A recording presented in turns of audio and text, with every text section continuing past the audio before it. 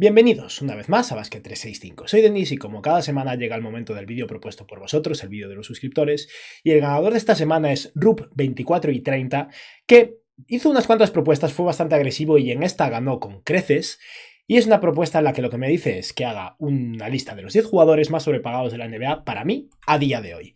Con esta premisa de a día de hoy he decidido centrarme especialmente en los contratos actuales y no tanto en la longitud de los contratos restantes o en las extensiones de contrato que aún no han empezado, y me he puesto unos cuantos parámetros para determinar qué jugadores son realmente los más sobrepagados de la liga. Pero bueno, antes de nada, si estáis aquí me imagino que es porque os interesa la NBA, así que os animo a que suscribáis, dadle a like a este vídeo en particular si os ha gustado y comentadme abajo lo que opinéis, y ahora ya sí, vamos a empezar.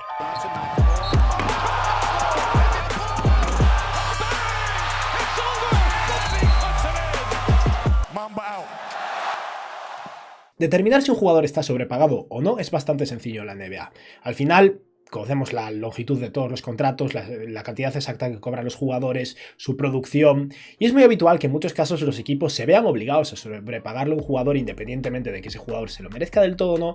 con el fin de retenerlo porque a lo mejor ese jugador es importante para el equipo, aun si la cifra que le están pagando es excesiva. Pero hay momentos en los que esos contratos se salen de las manos, las lesiones son algo con lo que no se cuenta y que realmente pueden alterar el rumbo de un contrato o directamente un jugador acaba siendo intercambiado a otro equipo y allí no tiene sentido, y debido a ello hay contratos que realmente destacan, ¿no? Aquí me he puesto unos cuantos criterios porque si bien muchos jugadores están sobrepagados, al final la mayoría de contratos en la NBA son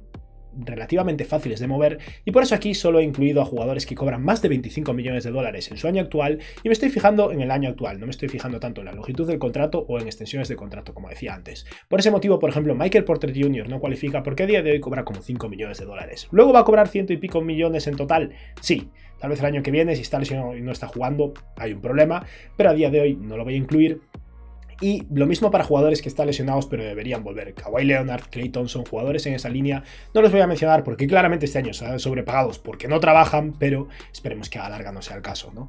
Y una última cosa más, sé que algunos lo vais a tener en mente, para mí Ben Simmons tal vez esté sobrepagado, pero no está entre los 10 jugadores más sobrepagados de la liga. Una vez vuelva a jugar y lo veamos jugar otra vez y teniendo el impacto que tiene habitualmente, veréis como no forma parte de ese top 10. Y ahora ya sí, vamos a empezar con ese top 10, pero primero quiero hacer 3 menciones honorables, porque como me he puesto un límite de 25 millones de dólares como mínimo salarial para estos jugadores, he dejado atrás unos cuantos jugadores porque hay contratos de 15, 18, 20 millones de dólares muy malos, pero que al final no tienen el mismo impacto. Aún así, creo que hay 3 jugadores que quiero destacar.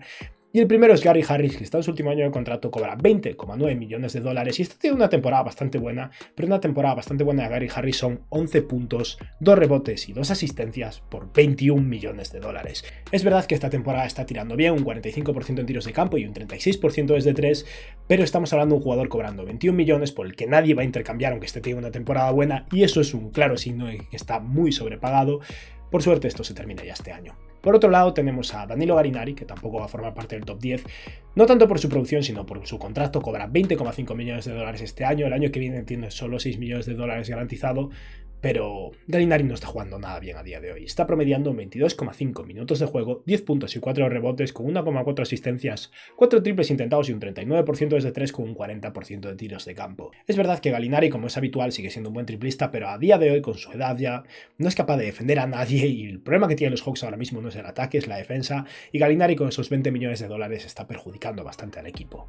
Y ya, el último jugador, que es una mención honorable por su contrato, porque no cobra tanto, pero que de hecho probablemente en relación a su producción sea el jugador más sobrepagado de la liga, y aquí hay un jugador que va a formar parte del top que no juega y lo triplica en salario, pero la leyenda de los jugadores sobrepagados, en mi opinión, es Davis Bertans. Davis Bertans cobra 16 millones de dólares, que es una cifra asequible que no duele tanto dentro de lo que cabe en las finanzas de un equipo y por eso es tolerable y no se habla tantísimo de él, pero estamos hablando de un tío que tuvo una temporada muy buena con los Wizards y al final de esa temporada fue el año de la burbuja, y cuando los Wizards iban a ir a la burbuja, Davis Bertans estaba sano y tenía la opción de ir o no ir, y decidió no ir porque sabía que había tenido un año bueno y que iba a cobrar mucho dinero, y ese gesto ya tan egoísta, teniendo en cuenta que estaba sano y que los Wizards tenían aspiraciones de entrar en playoffs, fue terrible para mí, un indicativo muy malo, y esto fue seguido por Bertans consiguiendo un contrato de como 80 millones en 5 años, y ahora mismo Bertans está cobrando 16 millones y es malísimo. Esta temporada Davis Bertans está promediando 16 minutos de juego, juega 1 minuto por partido por millón que cobra,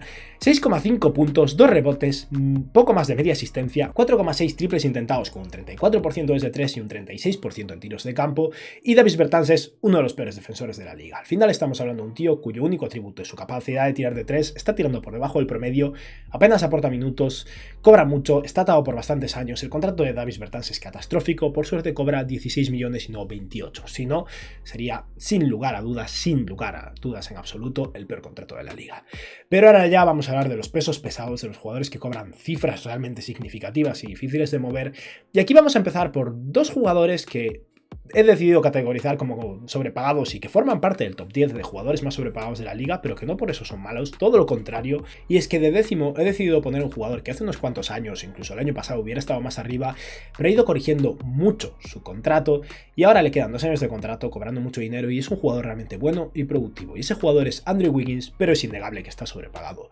Wiggins en los Warriors está en un sistema perfecto para él, funcionando de maravilla, defendiendo a un grandísimo nivel y siendo súper eficiente esta temporada, pero al final estamos hablando de un jugador que cobra este año 31,6 millones de dólares por anotar 19 puntos, conseguir 4 rebotes y cumplir su rol. Pero Wiggins, insisto, está siendo muy bueno. Sobrepagado no quiere decir malo, quiere decir que cobra más de lo que debería, porque Wiggins es un jugador de 22, 24 millones, no de casi 32. Esta temporada Andrew Wiggins está promediando 31,5 minutos de juego, 19 puntos, 4,5 rebotes, 2 asistencias, 5,3 triples intentados, un 49% en tiros de campo y un 43% desde 3. Son cifras de élite y Wiggins de verdad está jugando bien, hasta el punto en el que con el récord de los Warriors, creo que si Paul George se lesiona de cara al All-Star puede que Wiggins sea el primer suplente,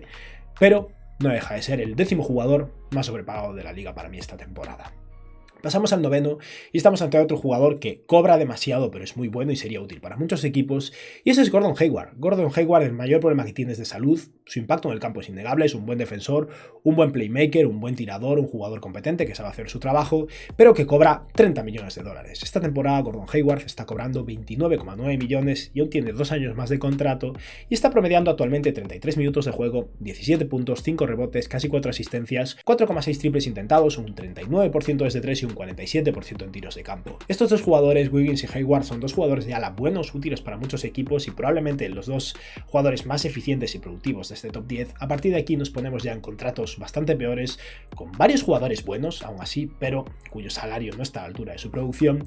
Y pasamos entonces al top 8 y de octavo tenemos así McCollum, un jugador que a mí personalmente me gusta mucho por estilo de juego, pero mal defensor, un jugador que es un anotador puro, un muy buen tirador, tanto desde la media distancia como desde 3, capaz de crear por sí mismo, pero un jugador que una vez tiene que expandir su juego a otros lados, no es tan buen playmaker, pese a que sea muy hábil con el balón en las manos, como decía, está limitado en defensa, y cobra 31 millones de dólares, cosa no muy ideal. Sí, McCollum esta temporada está promediando 35 minutos de juego, 20,6 puntos, 4 rebotes y 4,5 asistencias con 8,2 triples intentados y un 39% desde 3 con un 42% en tiros de campo. La eficiencia no es increíble, exceptuando el tiro de 3, como decía, la defensa no es muy buena, también tiene bastantes problemas de salud, no es uno de los jugadores más sobrepagados de la liga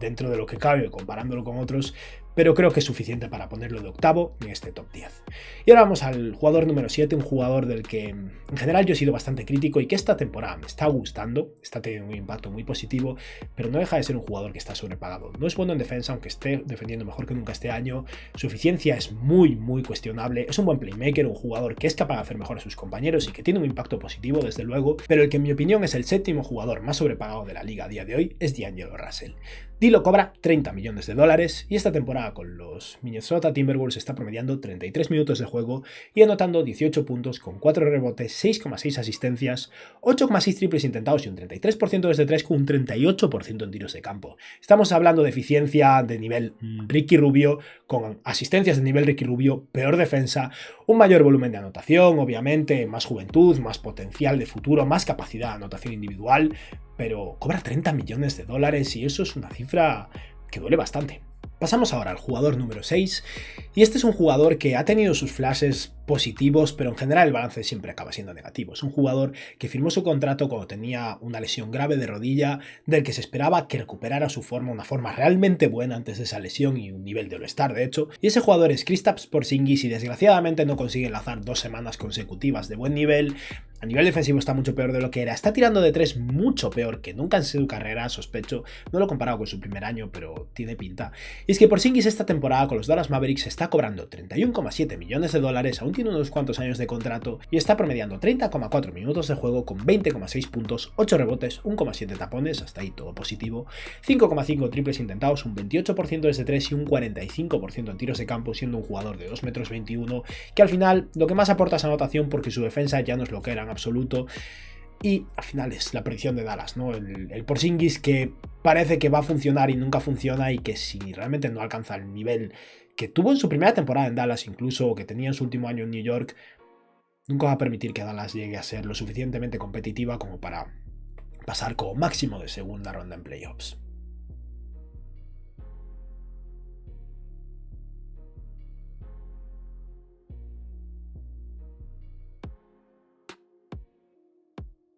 Entramos ya ahora en la zona alta de este top 10 y llegamos al jugador número 5, y es alguien bueno, con muchos problemas, sobre todo de toma de decisiones al final de los partidos, y que como jugador complementario tiene sus limitaciones, pero al final no deja de ser una bestia, un MVP, pero también es un jugador que está cobrando unos 12-13 millones de dólares que los jugadores más sobrepagados de los que hemos hablado hasta ahora, y ese jugador es Russell Westbrook. Westbrook cobra 44,2 millones de dólares. Es una cifra enorme, 13 millones más que Porzingis, que Wiggins, 14 más que McCollum, que D'Angelo Russell. Es otra escala y eso hace que al final también haya que esperar un nivel superior por su parte. Westbrook no es tan malo como muchas veces se dice, tiene sus problemas, es un mal triplista, su toma de decisiones es más, sobre todo al final de partidos, pierde muchos balones, no es un complemento ideal para LeBron James, pero no deja de ser un buen jugador. Aún así, Westbrook cobra 44 millones de dólares y está promediando 36 minutos de juego, consiguiendo menos de 20 puntos, 8 rebotes y 8 asistencias, promedia 3,6 triples intentados por partido y anota un 30% de ellos, que es una cifra muy en la línea de Westbrook, incluso peor de lo habitual, pero anota el 45% de sus tiros de campo, que de hecho es una cifra bastante buena para los estándares de Westbrook. Ahí probablemente se nota el impacto de LeBron James y las canastas fáciles que le consigue cuando corta canasta, pero sea como sea, eso, 44 millones de dólares hace difícil justificar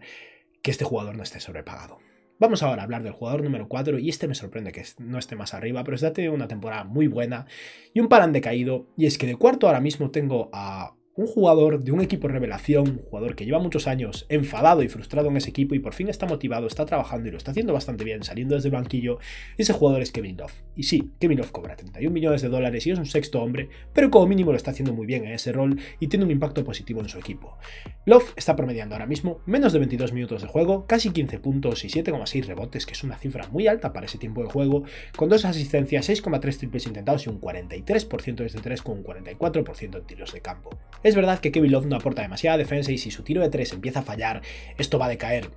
drásticamente y podrá elevarse probablemente a la posición número 2, pero a día de hoy, tal y como está jugando, creo que está de cuarto en esta temporada, y de tercero tenemos a un jugador cobrando más dinero que Kevin Love y jugando muy mal para sus estándares. Nunca ha sido una estrella tampoco, pero sí un roleplayer de muy alto nivel, sobrepagado desde un principio, y ese jugador es Tobias Harris, que está teniendo un año bastante malo en Filadelfia, sobre todo desde 3. Tobias Harris es un jugador que en general destacaba por ser muy eficiente, y es que en varias temporadas ha rozado incluso el 50-40-90, este año no es así en absoluto. Esta temporada está promediando 35 minutos de juego, consiguiendo 18,4 puntos, menos de 8 rebotes y 4 asistencias por partido, que es una cifra bastante buena para sus estándares, con 3,8 triples intentados y un muy pobre 30% desde 3 con un 45% de tiros de campo. Estamos hablando de cifras de triples intentados, triples acertados y porcentaje de tiros de campo muy similares a las de Russell Westbrook, y al final aporta menos asistencias, aporta menos rebotes, cobra unos 8 millones menos, es verdad, pero Tobias Harris ahora mismo está siendo un jugador bastante malo para lo que está cobrando, y por eso para mí es ahora mismo el tercer jugador más sobrepagado de toda la NBA. Ya estamos cerca del final y vamos ahora a hablar del segundo jugador más sobrepagado de la liga. Y es un jugador que, de hecho, para lo que cobra podría haber sido peor. Un jugador cuyo contrato inicial empezó con los Philadelphia 76ers, igual que en el caso de Tobias Harris, pero ya ha pasado por un par de equipos y ha vuelto a donde estaba antes de firmar ese contrato. Y es que de segundo a día de hoy tengo a Al Horford. Al Horford tiene 35 años, cobra 27 millones de dólares y sigue siendo un defensor competente, es verdad, pero su tiro ha decaído bastante.